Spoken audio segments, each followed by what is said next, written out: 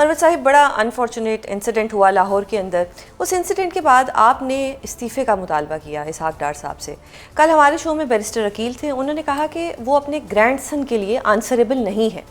If a person is not answerable for grandson اور any one, تو وہ پھر استعفیٰ کیوں دے گا؟ بہت شکریہ مدعو کرنے کا. اسحاق ڈار صاحب سے کوئی میری ذاتی عداوت نہیں ہے، ایک اصول کی بات میں نے کی ہے. اگر اصول ماضی میں سیاست سے وابستہ خاندان کے لوگ جو ہیں اگر ان کے اسکینڈل آئے ہیں تو مہذب دنیا میں کیا رہا ہے. میں ایک مثال دوں گا. جرمن چانسلر تھی 1999 میں، اور ان کا ایک مشیر جو ہیں وہ مشرقی جرمنی کا جاسوس نکلا. صحیح. تو انہوں نے استعفیٰ دیا کہ یہ جرمنی تھا نا؟ نہیں، میں آپ کو عرض کروں. پھر یو کے میں جو بورس جانسن تھے، ان کے ایک ایڈوائزر جو تھے اس پہ کرپشن کے چارجز لگے اور اس نے استعفیٰ دیا. کہتے دس از مائی فالٹ. اب اخلاقی طور پہ دیکھ لیں، اگر آپ ملک کے ڈپٹی پرائم منسٹر ہیں اور اس ملک میں آپ کا گرینڈ چائلڈ جو ہیں وہ ریپ جیسے اور ایکسٹارشن اور کڈنیپنگ جیسے الزامات کے تحت گرفتار ہوتا ہے، تو اب یہ کہنا ہمارے نظام میں کہ آپ تفتیش پہ اثر انداز نہیں ہوں گے، انصاف کی راہ میں رکاوٹ نہیں بنیں گے، تو یہ تو میرا خیال ہے. دیکھیں جس انداز سے یہ کیس پروگریس کر رہا ہے، میں چونکہ فوجداری پریکٹس کرتا ہوں، میں اچھی طرح اندازہ لگا سکتا ہوں کہ جو پولیس کو کرنا ہے وہ نہیں کر رہے ہیں، اور وہ کر رہے ہیں. یعنی ایک چیز آج کل بیانیہ بنا رہا ہے کہ اس پہ تو ریپ کا الزام نہیں ہے. اب ریپ کے الزام جو ہیں یہ 164 لکھتے وقت ضروری تھا کہ ان وکٹمز کو یہ آپشن دی جاتی کہ آپ اپنے وکیل کو بھی بلا لیں. دیکھو ملک چھوڑ کے بھی چلی گئی ہیں. نہیں، وہ ملک چھوڑ کے تو نہیں چلی گئی، ملک کی تو تھی نہیں نا.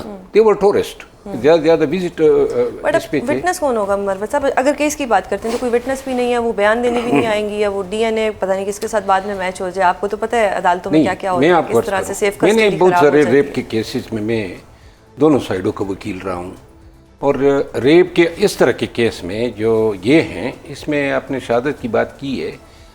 جتنی ایڈوانسمنٹ ہوئی ہیں سائنس اور ٹیکنالوجی میں، اس نے جو ہیں بڑی آسانی پیدا کر دی ہے عدالتوں کے لیے. آرٹیکل 164 قانون شہادت آرڈر کے تحت فورینسک ایویڈنس جو ہیں، ڈیجیٹل ایویڈنس، سائبر ایویڈنس، یہ ایڈمیسیبل ہے. نمبر 1. نمبر 2، آدھا کیس جو ہیں وہ تو پبلک نیریٹو میں یہ تسلیم کیا گیا کہ ان کو بلایا گیا تھا، یہ ان کے مہمان تھے، سنگاپور میں ملاقات ہوئی تھی، لیکن انہوں نے اپنی طرف سے سٹوری ڈالی کہ لین دین کا جھگڑا تھا. صحیح. یعنی کہ یہ ڈسپیوٹڈ نہیں ہے کہ یہ کسی اور کے پاس آئے تھے یا کسی اور کی ان تک رسائی تھی، یہ چیز تسلیم کر لی گئی. اب دوسری بات یہ ہے کہ ان کا میڈیکل ہوا، اور میل کا بھی ہونا چاہیے لازماً. جو اہم ایویڈنس ہے جو میں کہہ رہا ہوں وہ ہے ڈی این اے.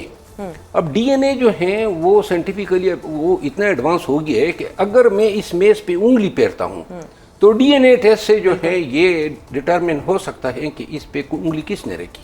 تو جس مکان میں رہے، وہ بیڈ، وہ کمرہ، وہ دروازہ، وہاں کے انہوں نے ڈی این اے سیمپلز کلیکٹ کرنے ہیں، اور پھر آپ نے ان کے اور مرد ان تمام کے D N A sample collect کر کے یہ بتانا ہے کہ آیا یہ لوگ اکٹھے یہاں پہ ہوئے تھے. لیکن یہ تو مروت صاحب، یہ تو ایتھکس کی بات ہوگی نا، جو آپ کہہ رہے ہیں کہ استعفیٰ دے دینا چاہیے. ہمارے اسلام آباد ہائی کورٹ میں ایک ایسے جج تھے جن کے بیٹے سے ایکسیڈنٹ ہوا، غلطی سے ہوا، لڑکیاں ماری گئیں، صلح بھی ہو گئی، وہ جج جو تھے وہ پرماننٹ بھی ہو گئے. یہ ایتھکس ہماری سوسائٹی میں تو نہیں ہے. نہیں، ہماری سوسائٹی میں ہے. آپ مجھے ایک ایگزامپل دے دیں کسی نے استعفیٰ دیا ہو اس قسم کے کوئی چارج لگنے پر، یا کوئی وقتی طور پہ استعفیٰ دے دیا ہو. لیکن میں اپنی مذہبی تاریخ سے آپ کو حضرت عمر فاروق کی مثال دیتا ہوں. وہ تو کیا دور تھا مروت صاحب، نو کمپیریزن. جی، ابھی تو کوئی کمپیریزن نہیں ہے. وہ اچھا دور تھا، اب کا تو ایسا دور ہی. چلیں، یہ تو نون لیگ کی بات ہوگی. پی ٹی آئی کا بتائیں کہ ان کے اندرونی جھگڑے کب ختم ہو گئے؟ اب تو نوبت یہاں تک آ گئی ہے کہ آج 2 گروپس میں لڑائی ہوئی گھورک ناکے پر، اڈیالہ جیل کے باہر. یہ کب تک اس طرح کی حرکتیں کریں گے کہ اب چوکوں پہ، ناکوں پہ لڑیں گے، اور یہ پبلک کو کیا امپریشن دے رہے ہیں؟ دیکھیں، جو پی ٹی آئی آج کل رہ گئی ہے نا، ان کی سیاست کا ایندھن ایک دوسرے سے لڑائی ہے بس، اور خان کے لیے لڑائی نہیں. ایک کی خوشی دوسرے کا شوق بنی ہوئی ہے. اور لڑائی جو ہیں یہ صبح نکلتے اسی شکار میں ہیں کہ ہم دو کو لڑائیں گے. سارا دن یہ پی ٹی آئی میں یہی چلتا ہے, جہاں کوئی کامیاب نہیں ہو جاتا ہے تو گھر جا کے اپنے بھائیوں میں لڑائی ڈال دیتا ہے. یہ ان کی عادت ہی بن گئی ہے. یہ تو لڑائی کو اچھی جگہ یوٹیلائز کریں نا, آپ سڑکوں پہ کوئی پریشر بنائیں, کوئی عمران خان کے لیے احتجاجی تحریک چلائیں, گورنمنٹ کو پریشر دیں, گورنمنٹ کے ساتھ ایک پیسفل لڑائی کریں. جب اپنے لڑائیوں سے فارغ ہوں گے تو گورنمنٹ کو تو وہ تو پھر یہ کہیں کبھی نظر نہیں آئے گا. دیکھیے لڑائی جسمانی لڑائی ہے, جس طرح ناکے پہ ہوئی, لفظوں کی لڑائی ہے, لفظوں کے تیر ہیں. علیمہ خانم نے پرسوں جو انٹرویو دیا کہ جنید اکبر کیوں تنظیم سازی میں اتنا تاخیر کر رہا ہے, سہیل افریدی, یہ بات پبلک میں کہنے کی کیا ضرورت ہے. لیکن مروت صاحب چلیں, ایز اے کامن مین میرا بھی یہ سوال ہے کہ کیا جنید اکبر صاحب کو اپنی جاب ڈسکرپشن نہیں پتا؟ وائی ہی از انسسٹنگ کہ مجھے خان صاحب سے ملوایا جائے, یا سی ایم صاحب کہہ رہے ہیں نہیں دی جا رہی خان صاحب تک رسائی, تو آپ لوگ احتجاج کی تحریک خود بنائیں. انہی دو سے میرا یہ بھی سوال ہے, وہ میں آپ سے سوال تو اس کی ضرورت ہی نہیں ہے, یہ جواب تو ہمیں معلوم ہے. یعنی کہ خان عہدہ پھر چھوڑ دیں. ہاں جی, عہدے کیوں انجوائے کر رہے ہیں, پھر عہدہ چھوڑ دیں. نہیں, عہدہ جو ہیں وہ, میں اس کو مختصر سا جواب یہ دے دوں, خان کو سب نے اللہ کی مرضی پہ چھوڑا ہوا ہے, سب نے, صحیح, چاہے ان کی بہنیں ہو یا چاہے ان کی پارٹی ہو. صحیح. باقی یہ جو باتیں ہیں کہ اچکزئی صاحب نے کال دینی ہے اور علامہ صاحب نے دینی ہے اور سہیل افریدی صاحب نے دینی ہے, یہ جو ہیں بال ایک دوسرے کو پھینک رہے ہیں تاکہ وقت ضائع کیا جا سکے. اور بڑا کروشل وقت انہوں نے ضائع کیا. 2.5 سال جو ضائع ہوئے, میں آپ کو بتا دوں ایک وقت ایسا بھی تھا جب بندیال صاحب چیف جسٹس آف پاکستان تھے تو اس وقت ہم خان کو رہا کر سکتے تھے, اور اس وقت ہمارے پاس اپرچونٹیز بھی تھی, ہم نے ضائع کیے, ہم نے ضائع کیے. عدلیہ کا یہ حال نہیں تھا جو ترمیموں کے بعد ہوا, جو ترامیم کے بعد ہوا. اس وقت بڑے آزاد منش جج تھے. اب کس چیز کا ویٹ کیا جا رہا ہے؟ ویٹ تو کسی کا نہیں ہے, کسی کا نہیں, بس خان کو چھوڑ دو اس کے حال پہ.